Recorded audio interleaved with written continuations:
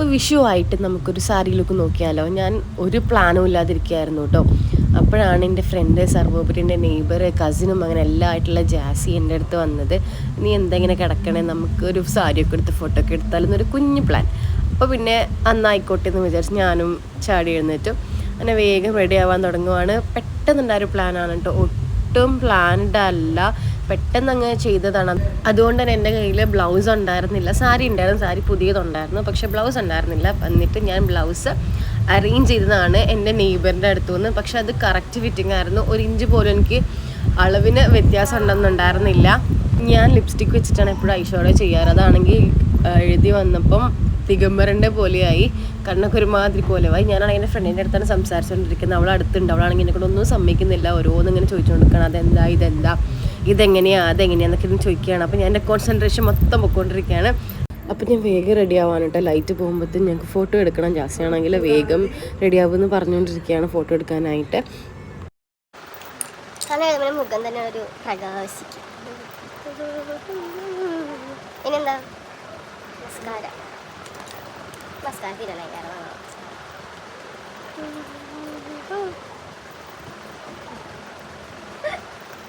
Very nice.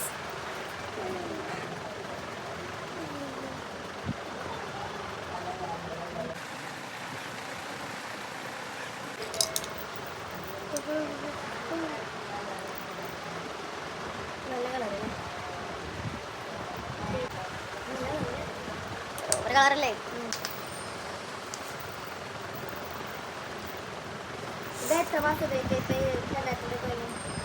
അവിടെ ഇക്കറിയില്ല, നല്ലാക്കറിയാം.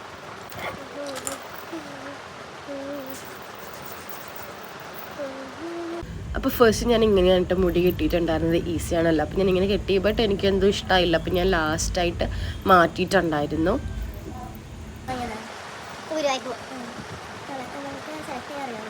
ഞാൻ വാങ്ങിച്ചാണ്ടി, ഞാൻ അവനും ഗുരുവായൂർ പോയിട്ട് വാങ്ങിച്ചത്. അവൻ മുട്ടയ്ക്ക് പോയി വാങ്ങിച്ചല്ലേ.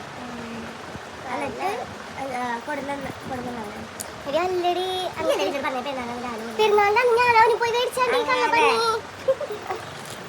കാരണം തലേ ദിവസം വരെ നമ്മൾ മഞ്ഞിടാനുള്ള പ്ലാൻ ആയിരുന്നില്ലേ, ഇത് പെട്ടെന്ന് മാറിയല്ലോ.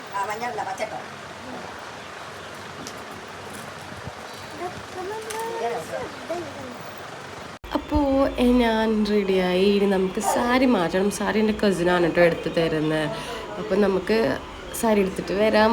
അപ്പം ഇതാണ് സാരി എടുത്തിട്ട് എൻ്റെ ലുക്ക്. എനിക്ക് നല്ല ഇഷ്ടമായി. എന്താണെന്നറിയില്ല, യെല്ലോ ജാക്കറ്റ് ആയതുകൊണ്ടാണോ എനിക്കറിയില്ല, ഒന്ന് ഫേസ് ബ്രൈറ്റ് ആയ പോലെ തോന്നുന്നുണ്ട്. എനിക്ക് ഭയങ്കര ഇഷ്ടമായി. നമുക്ക് ഈ ആക്സസറീസൊക്കെ ഇട്ട് കൊടുക്കാം. അധികമൊന്നുമില്ല, കമ്മലും മാല ആണ് ഞാൻ ഇടുന്നത്.